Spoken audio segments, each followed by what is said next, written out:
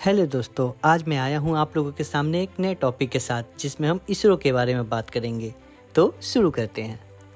दोस्तों, इसरो की स्थापना 15 अगस्त 1969 को हुई थी।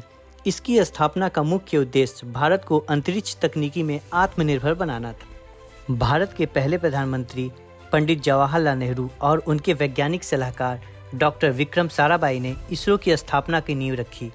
विक्रम साराभाई को भारतीय अंतरिक्ष कार्यक्रम का जनक भी कहा जाता है। इसरो की शुरुआत बहुत ही साधारण तरीके से हुई थी। इसरो के शुरुआती समय में रॉकेट के पुर्जे साइकिल, बैलगाड़ी आदि जैसे वाहनों से लाए जाते थे। शुरुआती दौर में इसरो के पास अपनी खुद की बिल्डिंग भी नहीं थी, तो एक चर्च की इमारत को प्रयोगशाला के रूप में इस्तेमाल किया जाता था। इसके बाद धीरे धीरे इसरो ने अपनी तकनीकी क्षमताओं को बढ़ाया और आज दुनिया की अग्रणी अंतरिक्ष संगठन में से एक है। इसरो ने अपना पहला रॉकेट 21 नवंबर 1963 को लॉन्च किया था। यह एक नाइक अपाचे साउंडिंग रॉकेट था जिसे अमेरिका से लिया गया था। इसे केरल के थुम्बा से लॉन्च किया गया था। दोस्तों, इसरो ने अपना पहला उपग्रह आर्यभट्ट 19 अप्रैल 1975 को सोवियत संघ द्वारा लॉन्च किया था। यह भारत का पहला उपग्रह था और इसके साथ ही भारत ने अंतरिक्ष में अपनी उपस्थिति दर्ज की। इसरो ने 1979 में एक सैटेलाइट सीरीज रोहिणी के नाम से लॉन्च किया था। इस सीरीज में 4 सैटेलाइट थे जो कि सैटेलाइट लॉन्च व्हीकल SLV द्वारा लॉन्च किए गए थे। इनमें से 3 अपने कक्षा में पहुंचने में सफल रहे थे। यह सीरीज मुख्यतः एक्सपेरिमेंटल सैटेलाइट थे जिसकी पहली लॉन्च 1979 में हुई थी। यह सैटेलाइट अब रिटायर हो चुके हैं। दोस्तों, इसरो ने अपना पहला लूनर प्रोब चंद्रयान-1 प्रोग्राम के दौरान 22 अक्टूबर 2008 को सतीश धवन स्पेस स्टेशन श्रीहरिकोटा आंध्र प्रदेश से PSLV-XL polar satellite launch vehicle के द्वारा लॉन्च किया। यह 8 नवंबर 2008 को चांद की कक्षा में पहुंच गया।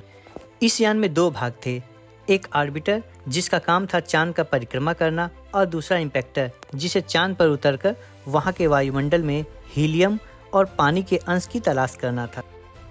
14 नवंबर 2008 को 14:36 UTC कोऑर्डिनेटेड यूनिवर्सल टाइम पर इम्पैक्टर ऑर्बिटर से सेपरेट हुआ। 15:01 UTC पर यह स्केल्टन क्रेटर के पास लैंड किया। इस लोकेशन को जवाहर पॉइंट के नाम से जाना जाता है।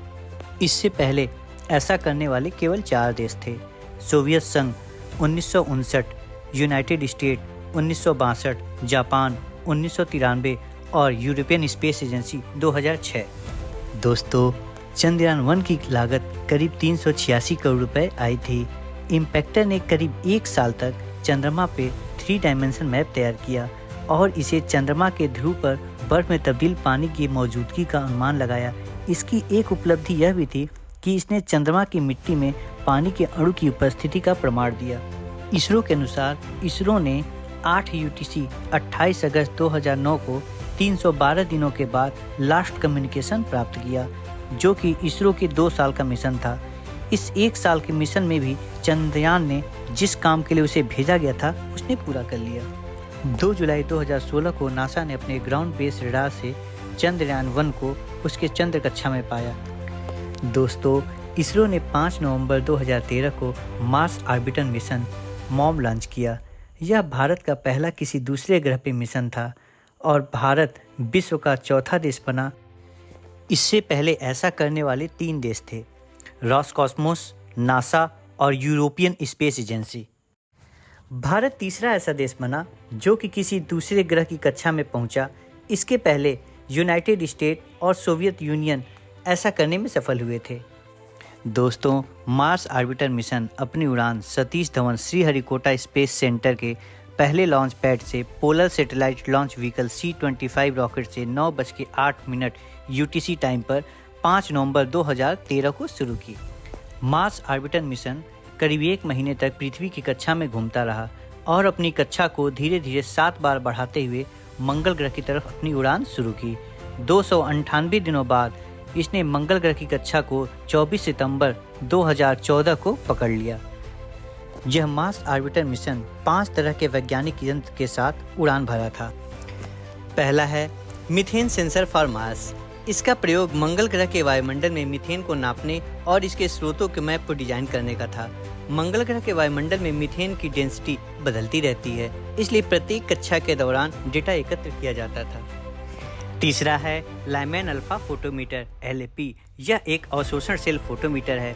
यह मंगल ग्रह की ऊपरी वायुमंडल एक्सोस्फीयर और एक्सोबेस में लाइमैन अल्फा उत्सर्जन से ड्यूटेरियम और हाइड्रोजन की सापेक्ष प्रचुरता को मापता है। यह मापन हमें ग्रह से पानी की हानि प्रक्रिया को समझने में मदद करता है। चौथा है मार्स एक्सोस्फेरिक नेचुरल कंपोजिशन एनालाइजर। यह एक चौगुनी द्रव्यमान स्पेक्ट्रोमीटर है।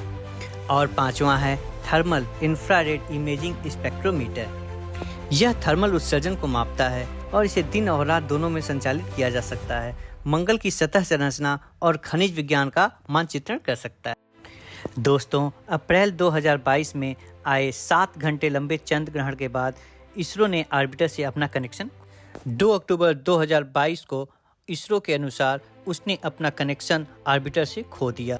मार्स ऑर्बिटर मिशन को 6 महीने के काम के लिए भेजा गया था, लेकिन यह 7 साल 6 महीने और 8 दिन तक काम करता रहा, जो कि एक अलग कीर्तिमान बना दिया। इस मिशन की कुल लागत हॉलीवुड मूवी से भी कम थी। मात्र 450 करोड़ में यह मिशन पूरा हुआ था। इस मिशन से हमें मंगल ग्रह के बारे में कई महत्वपूर्ण जानकारियां मिली। मंगलयान ने मंगल ग्रह के वायुमंडल का अध्ययन किया और उसमें मौजूद गैसों की मात्रा का पता लगाया। इससे यह पुष्टि हुई कि मंगल के वायुमंडल में कार्बन डाइऑक्साइड की मात्रा सबसे अधिक है। मंगलयान के मार्स कलर कैमरा ने मंगल की सतह की विस्तृत तस्वीरें लीं। इन तस्वीरों से मंगल ग्रह की घाटियां, पहाड़ों और ध्रुवीय बर्फ के कैप्स के बारे में जानकारियां मिली। मंगलयान का एक प्रमुख उद्देश्य मंगल के वायुमंडल में मीथेन गैस की उपस्थिति का पता लगाना था। मंगलयान ने मंगल के छोटे चंद्रमा फोबोस की भी तस्वीरें लीं। यह जानकारी हमें फोबोस के आकार, उसकी सतह और उसकी उत्पत्ति के बारे में समझने में मदद करती है। दोस्तों, इसरो ने अपना दूसरा चंद्रयान मिशन 22 जुलाई 2019 को लॉन्च किया। इस अभियान में एक ऑर्बिटर, विक्रम लैंडर और प्रज्ञान रोवर शामिल था। इस मिशन का मुख्य काम चांद का मैप तैयार करना, वहां की मिट्टी में क्या क्या है उसे समझना और पानी की मौजूदगी के बारे में अध्ययन करना। यह अंतरिक्ष यान सतीश धवन स्पेस स्टेशन आंध्र प्रदेश के दूसरे लॉन्च पैड से 22 जुलाई 9:13 UTC पर लॉन्च व्हीकल मार्क 3 रॉकेट द्वारा छोड़ा गया। यह यान 20 अगस्त 2019 को चांद की कक्षा में पहुंच गया। विक्रम लैंडर ने 6 सितंबर 2019 को चांद पर उतरने की कोशिश की, लेकिन सॉफ्टवेयर में कुछ गलतियों के कारण यह चांद की जमीन पर टकरा गया और दुर्घटनाग्रस्त हो, जबकि लूनर ऑर्बिटर लगातार चांद की कक्षा में बना रहा और अपना काम करता रहा। दोस्तों, इस अभियान के बाद चंद्रयान 3 2023 को इसरो के द्वारा छोड़ा गया, जो कि सफलतापूर्वक चांद की जमीन पर उतरने में सफल रहा। अक्टूबर 2023 में ऑर्बिटर ने चांद पर सोडियम की खोज की। Chandra large area soft x-ray spectrometer ने चांद पर magnesium, aluminium, silicon, calcium, titanium, iron इत्यादि को पाया। Dual frequency synthetic aperture radar ने चांद की सतह पर पानी से बना हुआ बर्फ, चांद की मैप और ध्रुव की हाई रिजोल्यूशन तस्वीरें भेजी। दोस्तों, इसरो ने 104 दूसरे देशों के सैटेलाइट को एक बार में अंतरिक्ष में प्रस्थापित करके एक अलग कीर्तिमान हासिल कर लिया है।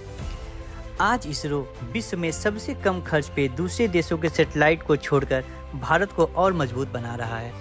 दोस्तों, इसी एविएशन और एरोनॉटिक्स की अपडेट वीडियो को जारी रखते हुए मिलते हैं अगले वीडियो में। तब तक के लिए नमस्कार।